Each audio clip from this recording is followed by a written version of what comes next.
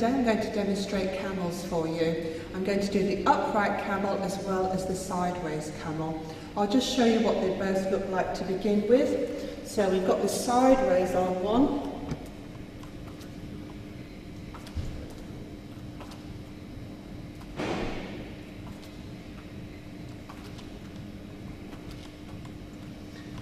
And now the upright one.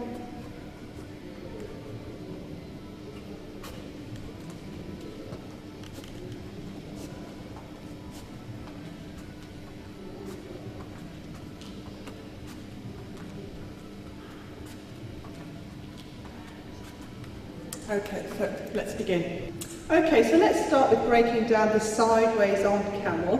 And if you've seen the clip of the vertical 8, you'll see that it's very similar, we're just maybe doing it on one side. So, first of all, I'm going to demonstrate what's happening with the feet.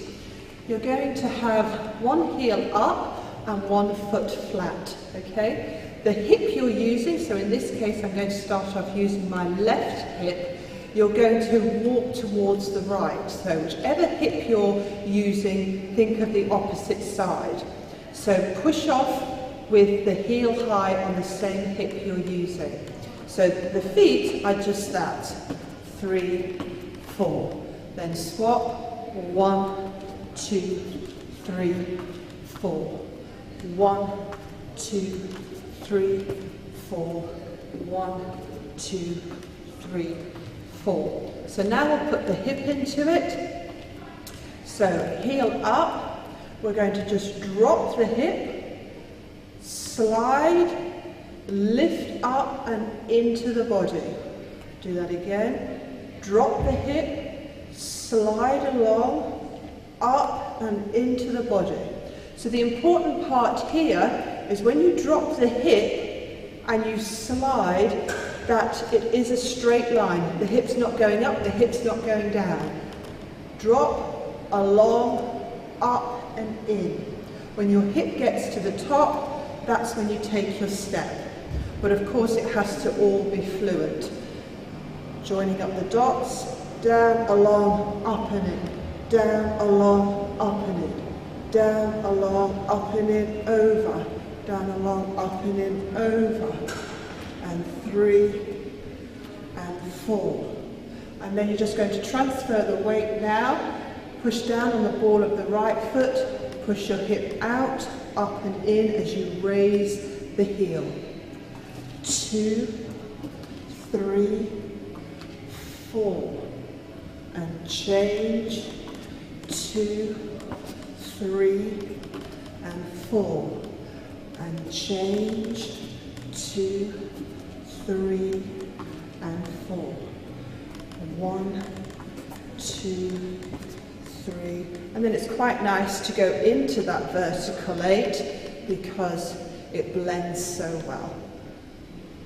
Okay, so now for the breakdown of the upright camel. So again, this is a move where there's a few things going on. So I'm just going to start with the pelvis first of all, just concentrate on that. And you can actually make it a figure of 8.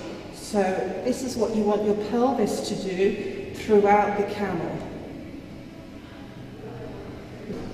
Okay, so we're going to start off with the pelvis pointing down and your bottom up. So you've got an arch in your back. And we'll just put one foot in front of the other, tummy in, and you're going to hold that position as you push your pelvis forward. Okay, when you get to the front, then tuck your bottom under and come back. When you get to the back, let your bottom out and go forward. Tuck it under and come back. Let it out and go forward. Now when you're moving along, your pelvis will fight with you the whole way and will try to switch and just drop down. So you have to use your brain in this as well, because you have to think, where is the pelvis? So let your bottom up to go forward. Just keep it up until you've got to the end. Tuck it under, come back. Let your bottom up, go forward, tuck it under to come back. And you can see, lo and behold, yet another 8. So that's what the pelvis is doing. Now when I'm demonstrating, there might have been some movement with the top half of the body, but whenever you actually do your camel, you want to obviously isolate as much as possible. So making sure that the pelvis is moving, but that you're not moving the whole body. Okay, be very careful about that and just make sure that the pelvis is doing the work. Okay, so now we're going to move up to the wave. Now this move can be done without the tummy wave, so if you haven't mastered that yet, you can still make the move look very nice. Of course it is lovely to have the tummy wave in it as well.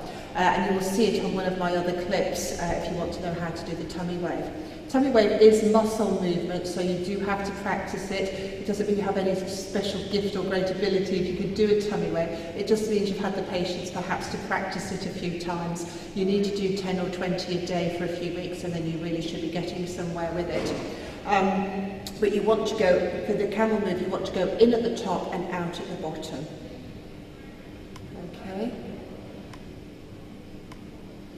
So then the next thing we want to look at is what is happening with the feet. It has to be done on the balls of the feet, so your heels are up. What also looks nice is to just drop the heel and then lift up, drop the heel and then lift up.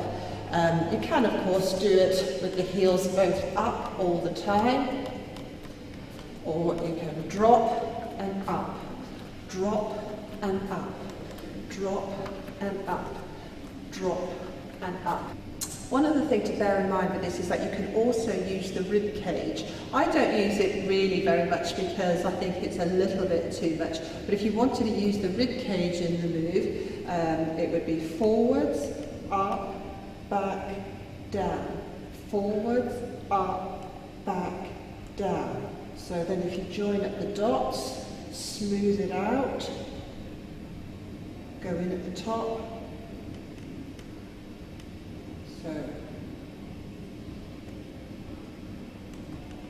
So there's a lot going on there. Forwards, up, back, down.